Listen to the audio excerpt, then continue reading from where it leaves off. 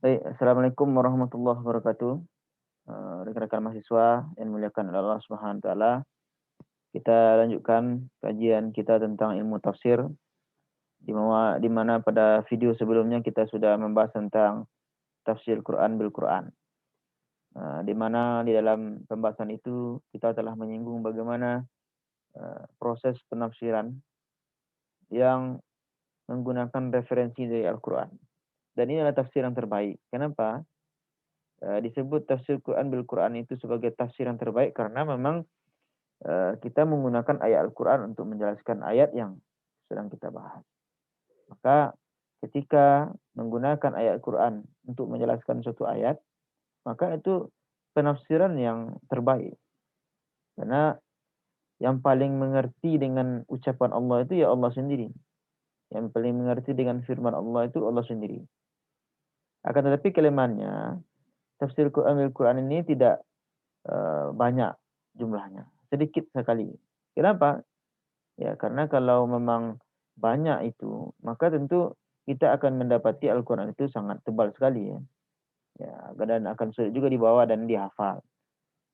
Maka ada referensi berikutnya yang bisa kita gunakan untuk menjelaskan ayat-ayat Al-Quran atau lafaz yang belum jelas atau masih belum kita ketahui maknanya di dalam Al-Quran. Maka pada pembahasan kali ini kita akan membahas tentang tafsir Al-Quran bis sunnah, menafsirkan Al-Quran dengan sunnah Nabi SAW. Jadi saya sampaikan pada pertemuan-pertemuan sebelumnya bahwa di dalam menafsirkan Al-Quran ini, selain kita menggunakan pendekatan kaidah terjemah, kaidah tafsir dan takwil, munasabat ayat dan sebabun nuzul, kita harus menggunakan referensi untuk menjelaskan Al-Quran. Intinya kita harus mengutip penjelasan tentang penafsiran ini. Kenapa? Karena memang penjelasan Al-Quran ini harus bersumber dari yang paling paham tentang Al-Quran. Ya, yang paling paham tentu Allah, kemudian Rasulullah SAW. Maka pada pembahasan kali ini kita akan membahas tentang referensi nomor 2 di dalam penafsiran Al-Quran. Atau kita sebut dengan tafsir Al-Quran bis sunnah, menafsirkan Al-Quran dengan sunnah Nabi SAW. Sebelumnya saya ingin menyinggung sedikit ya, tentang tafsir bil maksur. Ini dalam diskusi kuliah yang saya lihat di WA group, saya melihat ada beberapa mahasiswa yang mempertanyakan atau yang bertanya tentang tafsir bil maksur ini. Apa maksudnya dan apa hubungannya dengan tafsir Quran bis sunnah? Perlu rekan mahasiswa ketahui bahwasanya tafsir bil maksur ini adalah tafsir yang yang bersumber dari riwayat yang dikutip, ya. Yang bersumber dari riwayat yang dikutip. Karena disebut dengan maksur, artinya adalah suatu yang merupakan peninggalan yang dikutip. Nah, itu dikatakan dengan maksur. Jadi nama lainnya adalah bil mangkul, ya, mengutip atau menyampaikan kembali penyampaian atau penjelasan dari penjelasan sebelumnya. Ya, maka penjelasan sebelumnya itu adalah dalam bentuk Al-Quran, ada dalam bentuk sunnah, ada dalam bentuk perkataan sahabat dan perkataan tabi'in. Jadi intinya dalam tafsir bil maksud ini adalah penafsiran ayat Al-Quran yang menggunakan referensi pengutipan penjelasan dari yang sebelumnya. Ya, ada kalanya dalam bentuk Al-Quran, ada kalanya dalam bentuk sunnah, perkataan sahabat dan tabi'in. Jadi itu yang disebut dengan maksur ya. Tafsir bermaksur itu menafsirkan ayat Al-Quran dengan mengutip penjelasannya itu dengan mengutip penjelasannya dari kutipan-kutipan yang punya riwayat yang bersambung sanadnya kepada yang menyampaikan. Kalau dari Al-Quran ya memang ada sambung sanadnya gitu. Jadi dalam agama ini harus ada sanad. Artinya silsilah penyampaiannya yang bersambung langsung kepada sumber aslinya. Kalau dari Al-Quran ya ada silsilahnya. Makanya orang yang hafiz Quran itu dia ingin sekali mengambil sanadnya. Ya, orang yang betul-betul hafiz itu memang orang yang hafiz menghafal Quran dan punya sanad, punya silsilahnya. Nah, termasuk kepada hadis Nabi. Makanya hadis Nabi itu dari Abu Hurairah, dari ini sampai hadis Bukhari. Itu artinya apa? Artinya hadis itu memang ada riwayatnya yang langsung bersambung kepada Rasulullah. Maka itu disebut dengan maksur. Maka ini penjelasan yang kalau bahasa sekarangnya adalah original, yang asli gitu, yang tidak ditambah-tambah, yang tidak dikurang-kurangi. Ya, itu yang sebenarnya yang bagus sebenarnya. Cuma masalahnya tafsir bil maksur ini penafsirannya yang terbatas. Nah, di antaranya yang pertama adalah tafsir Quran dengan Al-Quran. Yang dimaksud dengan tafsir Quran bil Quran itu telah kita bahas pada video sebelumnya, yaitu penafsiran beberapa ayat Al-Quran dengan ayat-ayat yang ada dalam Al-Quran, karena Al-Quran pada dasarnya saling menafsirkan ayat yang ada. Kemudian yang kedua tafsir Quran dengan sunnah, yaitu jika ditemukan penjelasan tentang satu ayat dalam Al-Quran pada Al-Quran itu sendiri, maka jika tidak ditemukan, itu ini maksudnya ya, ini mohon maaf ini salah ketik ini. Jika tidak ditemukan penjelasan tentang suatu ayat dalam Al-Quran pada Al-Quran itu sendiri, maka hendaklah penjelasan atau tafsir tersebut dicari kepada sunnah atau hadis Rasulullah SAW, karena fungsi dari sunnah adalah sebagai penjelas. Kemudian yang ketiga adalah tafsir Quran dengan perkataan sahabat. Penafsiran Al-Quran dengan perkataan sahabat dilakukan dengan jika tidak terdapat penjelasan tentang satu ayat dalam Al-Quran, atau juga tidak terdapat dalam satu sunnah, atau dibandingkan dengan kita, di mana mereka mendapatkan penjelasan langsung tentang makna tersebut dari Nabi SAW. Kemudian dari tafsir Al-Quran dari perkataan tabi'in, yaitu penafsiran satu ayat Al-Quran yang didasarkan pada ucapan-ucapan para tabi'in. Jadi di mana kita mendapatkan perkataan sahabat, perkataan tabi'in, hadis Nabi? Dari mana kita dapat penjelasannya? Ya tentu dari kitab-kitab ya. Ya, misalnya kalau dari Nabi ada beberapa riwayat-riwayat yang kita telusuri dari kitab-kitab hadis, ya dari kitab-kitab tafsir. Ya, itu misalnya kalau tafsir dari Ibnu Abbas itu paling banyak menjelaskan ayat Al-Quran. Dan dari hadis itu banyak, dari yang dari kitab Sahih Bukhari, ya, itu banyak penjelasan itu. Sahih Muslim, Sunan Tirmizi, Ibnu Majah dan sebagainya. Ya, dari sana kita bisa mendapatkan penjelasan ayat Al-Quran dari hadis Nabi SAW. Termasuk dengan perkataan tabi'in, ya, kita cari aja kitab-kitab tafsir yang dikarang oleh ulama tabi'in. Apa itu tabi'in? Ya, orang yang pernah melihat sahabat dalam keadaan muslim. Apa itu sahabat? Orang yang pernah melihat Nabi dalam keadaan muslim. Nah, jadi itu mereka ini yang memang langsung diajarkan oleh Rasulullah dan mendapatkan ilmu langsung dari Rasulullah, yang memang itu ilmu yang asli gitu, tidak ada ditambah dan tidak dikurangi. Baik, setelah kita tahu apa itu tafsir bil maksur, artinya penjelasan tentang ayat Al-Quran yang bersumber dari riwayat atau pengutipan penjelasan yang ada sanadnya. Nah, itu intinya ya. Pengutipan penjelasan yang ada sanadnya itu disebut dengan tafsir bil maksur. Ya kalau misalnya ada penjelasannya tapi tidak ada sanadnya, itu dikarang-karang itu. Atau bisa jadi dikategorikan sebagai tafsir bil ra'i. Ya, ini ada tafsir bil maksur, ada tafsir bil ra'i. Ya, yang hari ini kita bahas adalah tafsir bil maksur, yang penjelasannya itu ada sanadnya yang bersambung. Ya. Sanad itu apa? Silsilah penyampaiannya. Ada orangnya dan orangnya itu bersaling bertemu. Itu namanya sanad. Jadi penjelasannya itu sanad itu bersambung kepada yang menyampaikan.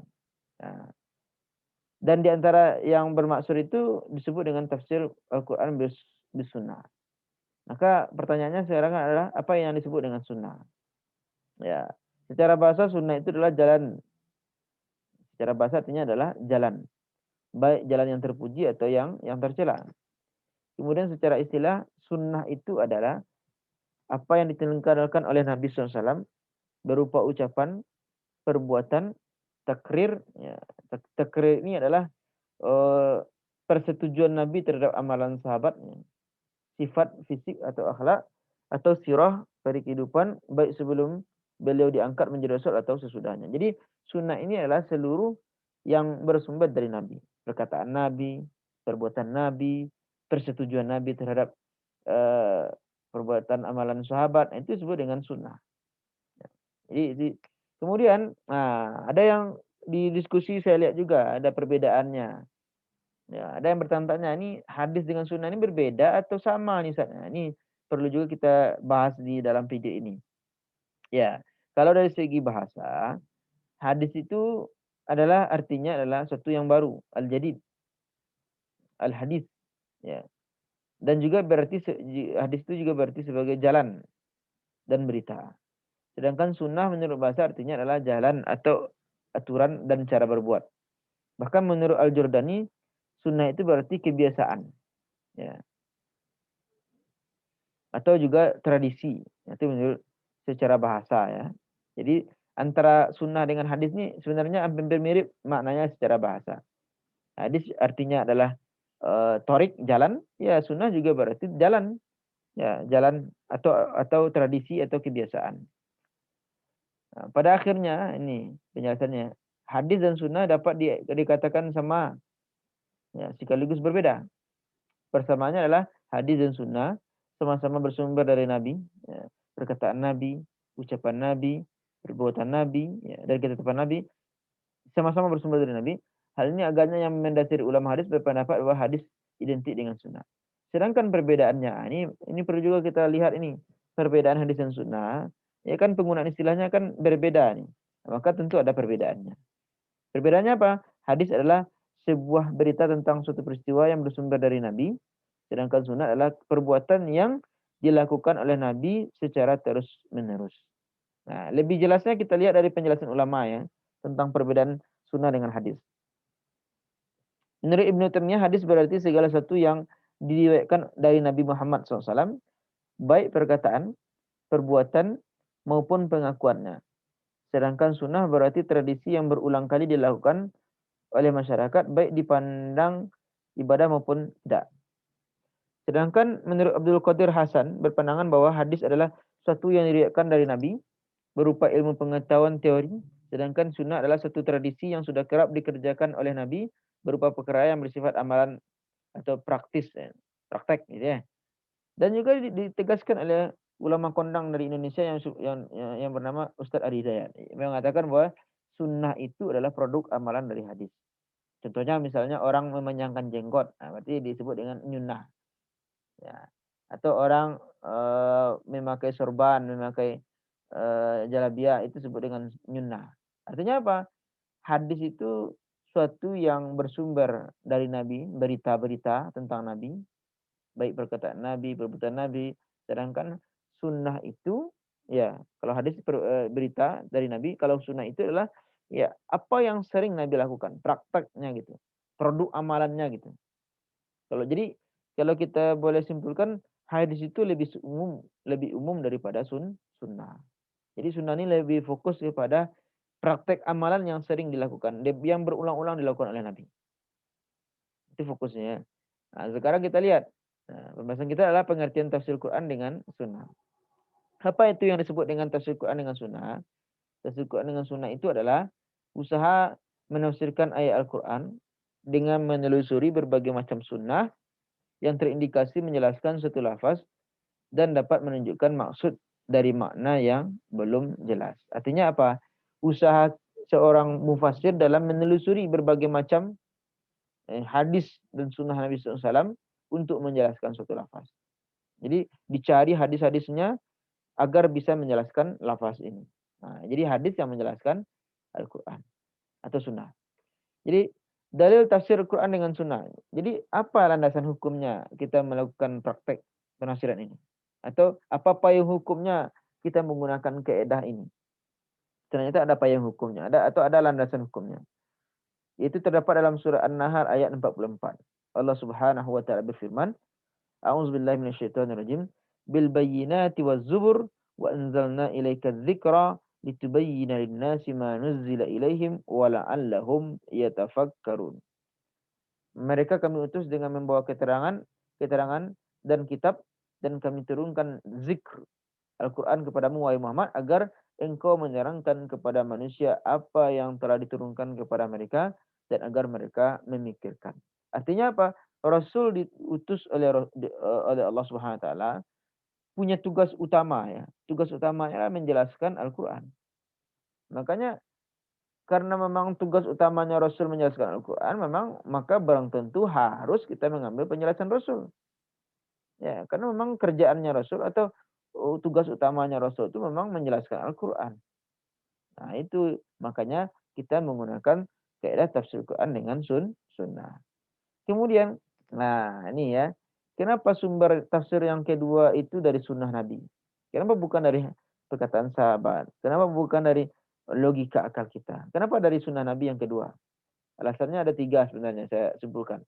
Yang pertama adalah tugas Nabi ini memang untuk menjelaskan Al-Quran. Atau Nabi itu diutus itu tugas utamanya itu adalah menjelaskan Al-Quran. Seperti dalam surah Al-Maidah ayat 67, Allah Subhanahu wa taala berfirman yang artinya adalah, "Hai Rasul, sampaikanlah apa yang diturunkan kepadamu dari Tuhanmu." Kemudian yang kedua, Nabi menerima wahyu langsung dari Allah. Artinya tidak ada kepada Nabi langsung ayat itu turun. Maka tentu Nabi lebih paham gitu ya. Sungguh kami berdasarkan surah Al-Baqarah ayat 119 yang terjemahnya adalah sungguh kami telah mengutusmu Muhammad dengan kebenaran, artinya dengan Al-Quran sebagai pembawa berita gembira dan pemberi peringatan. Artinya Nabi sendiri yang dipilih oleh Allah untuk diturunkan wahyu kepadanya. Kemudian yang ketiga adalah perbuatan Nabi itu diridai oleh Allah. Ya. Ucapan Nabi, perbuatan Nabi diridai oleh Allah. Seperti di dalam surat An-Najmu ayat 3 sampai 4 ya. Ini surat An-Najmu ini. Terjemahannya adalah dan tiadalah yang diucapkan itu Al-Quran menurut kemauan hawa nafsunya. Ucapan itu tidak lain hanyalah wahyu yang diucapkan. Bunyi ayatnya adalah wa ma yantiqu anil hawa. Tidaklah yang diucapkannya berdasarkan hawa nafsu. In huwa illa wahyu yuha. Tapi yang diucapkan itu hanya semuanya adalah wahyu yang diwahyukan semuanya kepada Rasulullah Sallallahu Alaihi Wasallam. Jadi ucapan Nabi, perbuatan Nabi itu sebenarnya mengandung wahyu. Ya. Ucapan Nabi mengandung wahyu. Karena kata Allah, wa ma yantiqu anil hawa. Tidak ada yang diucapkan oleh Nabi dalam kondisi yang dikuasai oleh hawa nafsu. In huwa illa wahyu yuha. Tapi semuanya itu adalah wahyu yang diwahyukan kepada Nabi. Baik, lanjut. Nah, ini contoh penafsiran Al-Quran dengan sunnah. Ini contoh praktiknya ya. Nah, contohnya dalam Al-Quran ya, surah Al-Maidah nih. A'udzubillahi minasyaitonirrajim. Wasariqu wasariqatu faqata'u aydiyahuma jazaa'an bima kasaba nakala minallah wallahu azizun hakim.